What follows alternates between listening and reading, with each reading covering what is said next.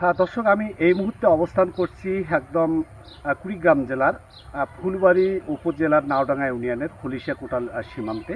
আমি যে বিষয়টি আপনাদের মাঝে তুলে ধরছি সেটি হলো যে প্রতিবেশী দেশ ভারতে পশ্চিমবঙ্গের যে বিধানসভা নির্বাচন অনুষ্ঠিত হয়েছে আজকে, সেই বিধানসভার যে ভোট গণনা, এবং সেখানে আমরা দেখেছি বিভিন্ন গণমাধ্যমে যে বিপুল ব্যবধানে কিন্তু এইবারই প্রথম কিন্তু বিজেপি সরকার এই পশ্চিমবঙ্গের মুখ্যমন্ত্রী হতে যাচ্ছে। এবং এই মুখ্যমন্ত্রী হওয়ার কারণেই যে আমরা দেখেছি যে অন্যান্য বছরগুলোতে, বিশেষ করে বিগত বছরে বিধানসভা এবং পঞ্চায়েত নির্বাচনে আমরা দেখেছি যারা আমরা সীমান্তে বসবাস করি, এবং এই যে ভারতের যে নির্বাচনী সহিংসতা এবং তাদের যে এই প্রভাবটা কিন্তু একেবারেই সীমান্ত এসে দাঁড়িয়ে যায়, এবং অনেক সময় এই ভারতীয়রা ওখানকার সহিংসতা থেকে মুক্তি পেতে কিন্তু মূলত ভারতের সীমান্ত বসবাসরত বাংলাদেশের বাড়িতে কিন্তু আশ্রয় নেয়। তবে আমরা এবারের যে নির্বাচনটা আমরা দেখেছি, আমরা এখানে বিভিন্ন এবং ভারতীয় এবং বাংলাদেশের নাগরিকদের সঙ্গে একটু কথা বলবো,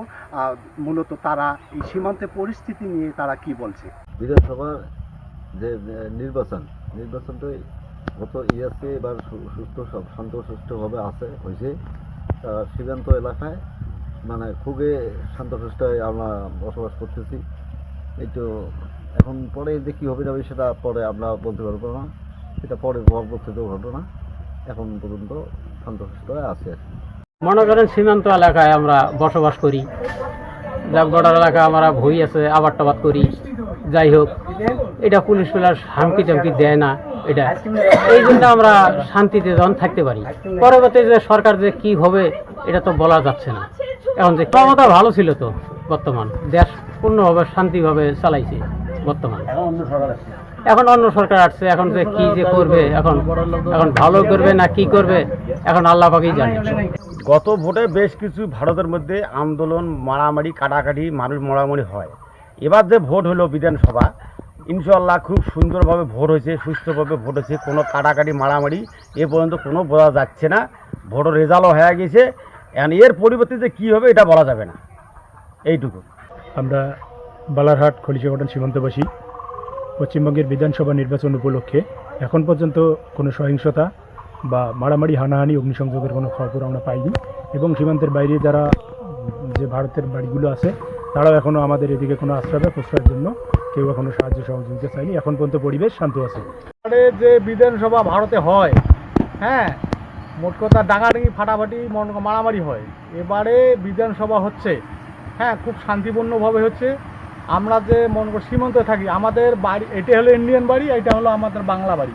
এগুলো গরুগুলি সব বাংলাদেশে। হ্যাঁ, এখন মোট কথা আমরা খুব আতঙ্কে থাকি। এবারে কোনো আতঙ্ক নাই, আমরা খুব শান্তিভাবে আছি। বিজেপি টহল দিচ্ছে, হ্যাঁ, সবসময় টহল দিচ্ছে, ওদের বিএসএফ টহল দিচ্ছে, বাস আমরা শান্তিভাবে আছি।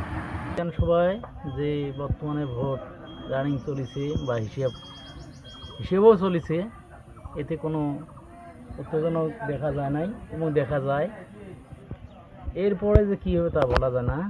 দর্শক, যেমনটি শুনছিলেন যে এই সীমান্তে বসবাসরত বাংলাদেশি নাগরিক এবং দু একজন ভারতীয় নাগরিক আপনার সামনে সুন্দর বক্তব্য তুলে ধরেন। তারা অন্যান্য বছরের তুলনায় এবছরে যে এই প্রথমবারের মতো ভারতে যে পশ্চিমবঙ্গের বিধানসভায় এই বিজেপি সরকার গঠন হলো, সেই গঠনকে লক্ষ্য করে এখন পর্যন্ত কোনো ধরনের অপ্রীতিকর ঘটনা এই সীমান্তে ঘটেনি, এবং তারা অত্যন্ত প্রতি বছরের ন্যায় বা প্রতিনিয়ত যেভাবে শান্তিপূর্ণ তারা সীমান্তে বসবাস করে, ঠিক একইভাবে আজকেও তারা কিন্তু এই শান্তিতে বসবাস করছে এবং নির্দ্বিধায় এবং কোনো আতঙ্ক ছাড়াই কিন্তু মূলত তারা বসবাস করছে। তা আমি এই সীমান্তে পশ্চিমবঙ্গের ভোটকে কেন্দ্র করে আমি লালমনিরহাট 15 কেজি ব্যাটালিয়নের যে জিও মহোদয় আছে, আমি তার সঙ্গে কথা বলেছি।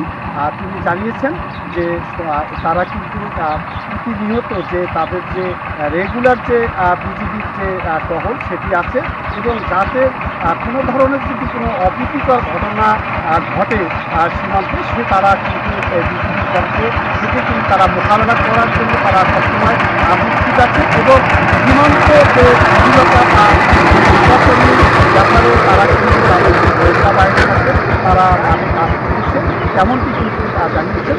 এবং যে কোনো ধরনের অপ্রীতিকর ঘটনা বা ভারতের সীমান্তের যে অতিক্রম করে না আসতে পারে সে ব্যাপারে বিজেপি সবসময় সজাগ আছে, তেমনটি কিন্তু জানিয়েছে এই লালমনিরহাট 15 বিজেপির সিও।